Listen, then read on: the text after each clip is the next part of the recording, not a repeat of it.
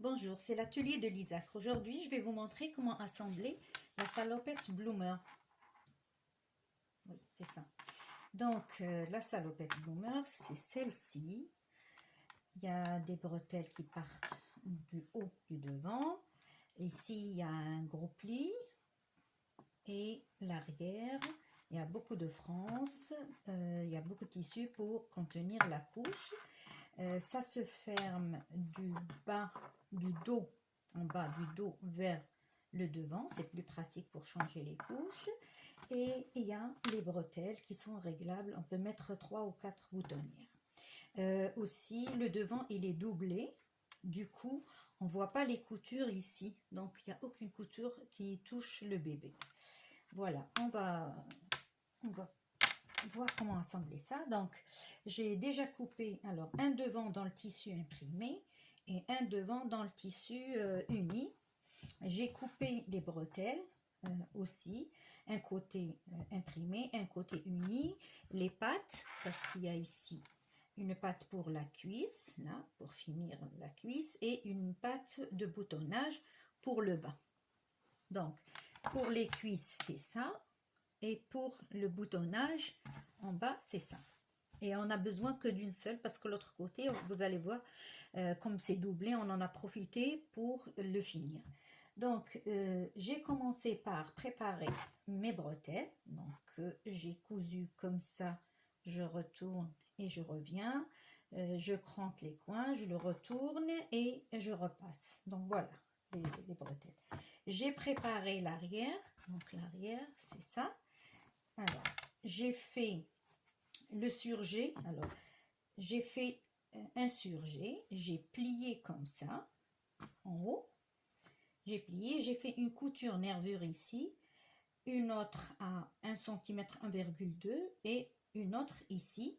Et j'ai coulissé, vous voyez, les élastiques, 20 cm à peu près, de largeur à 1 cm.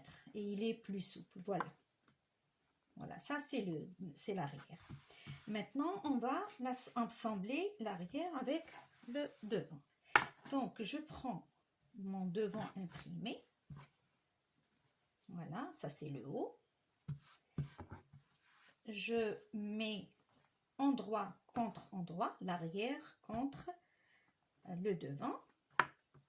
Et je fixe ici, je passe une couture de maintien. Regardez, voilà. De là vers le bas et ici aussi vers le bas.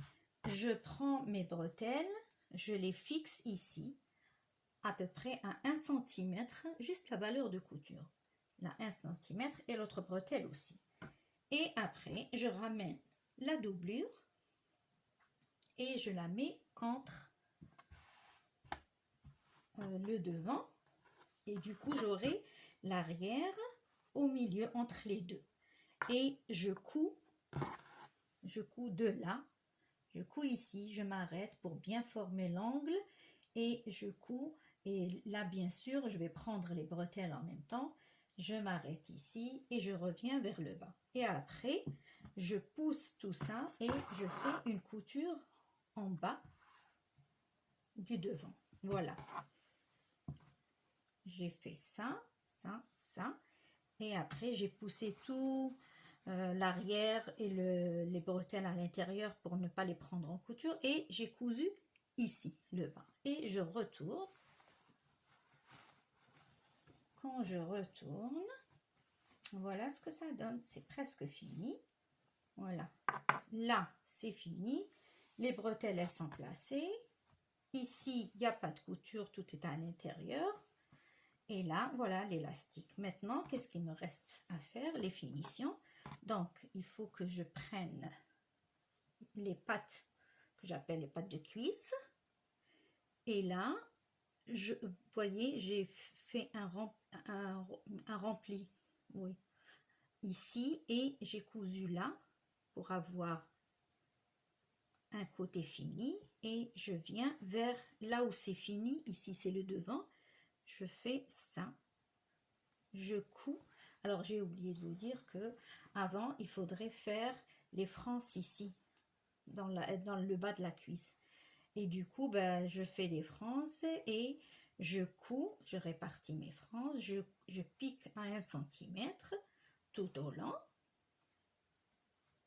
jusqu'à la patte de boutonnage, là, comme ça. Et après, je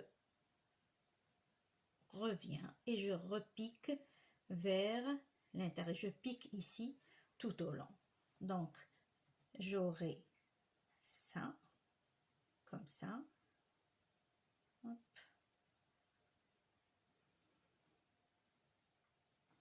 Et il me restera la patte, la deuxième patte, enfin pas la deuxième, je la fais, et après il me restera la patte de boutonnage. Pareil, je fais ça et je retourne, et en retournant, je fais la finition des deux côtés. Et voilà, ça fait ça.